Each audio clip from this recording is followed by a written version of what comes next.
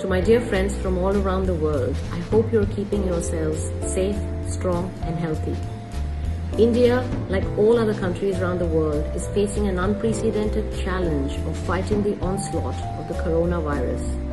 The Indian government on March 24th announced a nationwide lockdown for an initial period of 21 days, which has now been extended for a further period of 2 to 3 weeks and is likely to go on till May 3rd at the very least.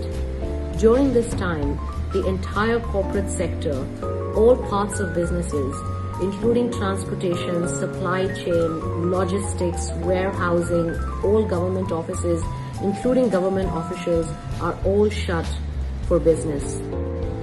Sources tell us that close to 150,000 cases of wine are lying in bonded warehouses that are waiting to be find its way into the distribution channel, waiting to be sold.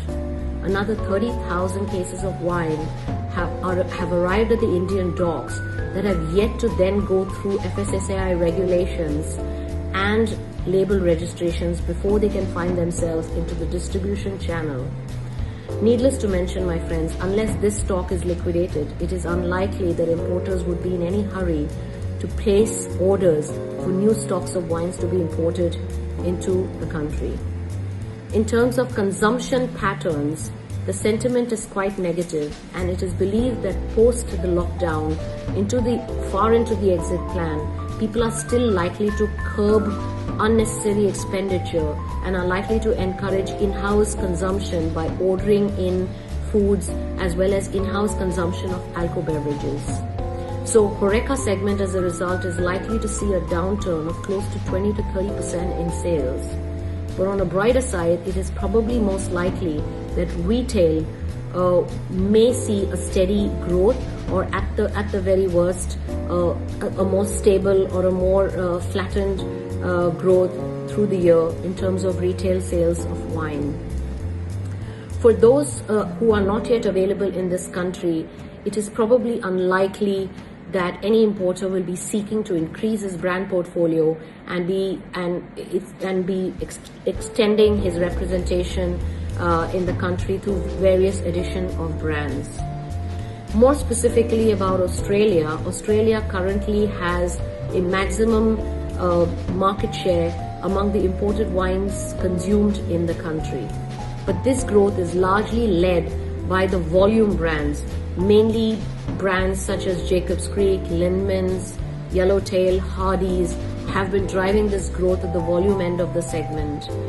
Such mass-produced, everyday drinking, youthful wines are probably unlikely to see a downward curve over 2020, and are probably okay and will still see some movement in stock. However, for mid-tier and premium sales of Australian wines, it is probably unlikely that consumers will buy these in huge volumes, and such segment is probably less likely to see a growth over 2020.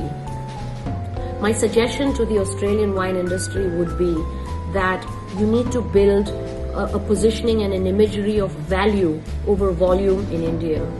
Whilst Indian consumers view Italian wines as high quality or French wines as high quality, a similar imagery still is lacking for Australian wines. Most of the growth that takes place for the sales of Australian wines in our country is driven by low prices.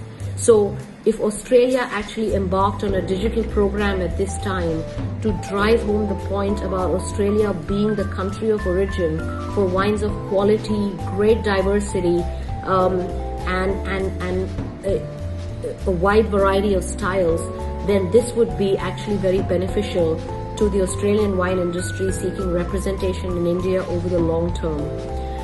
India needs to start trying out different wines from Australia to understand the whole gamut of quality and diversity of styles that come out of the multitude of regions that exist in Australia. And I think together, if we join hands, we're able to embark on a program that will position Australian wines as exciting and very, very enjoyable, even at the mid-tier and at the premium end of the segment. I hope this is good advice that you will take on board and make 2020 still a year that we can count. I wish you all the very best, and to all my friends, not just in Australia but all over the world, please keep yourselves safe, healthy, strong and positive. Bye now.